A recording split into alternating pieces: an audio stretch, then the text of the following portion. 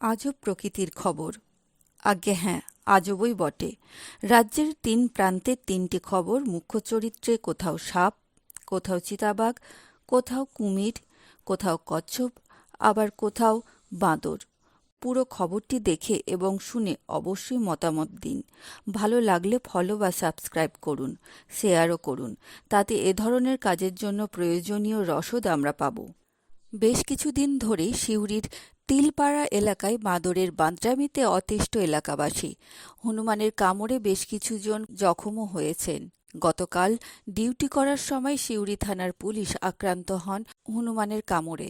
Duty করছিলাম, LC কলেজে duty গিয়েছিলাম। সেই অবস্থায় একটা হনুমান আমার কান্দারে পড়েছে চাপে।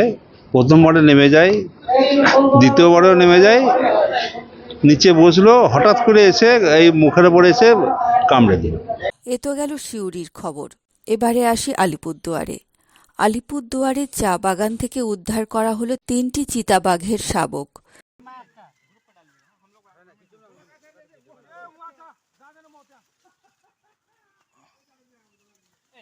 এবারে খবর দক্ষিণ ২৪ পরগনার ফ্রেজারগঞ্জ থানার মৌসুনী দ্বীপের। মানিক দাস নামে এক ব্যক্তির পুকুরে দেখতে পাওয়া যায় কুমির। বন দপ্তরের খবর দেওয়া হয়। রাতে বন দপ্তরের কর্মীরা কুমিরটিকে পুকুর থেকে উদ্ধার করে বকখালি বন দপ্তর অফিসে নিয়ে যায়।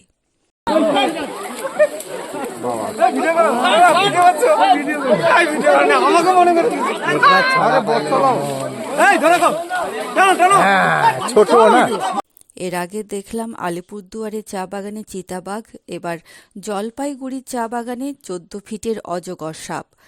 মাটিয়ালি ব্লকের চুলসা চা বাগান থেকে এই বিশালাকার সাপটি উদ্ধার করে বনকর্মীরা।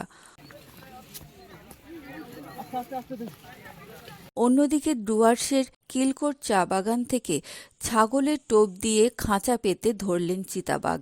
বেশ কিছুদিন ধরেই গ্রামের হাঁস ছাগল নিয়ে যাচ্ছিল চিতাবাঘটি, তাই টোপ দিয়ে ধরা হলো চিতাবাঘটিকে বলে জানা যায়।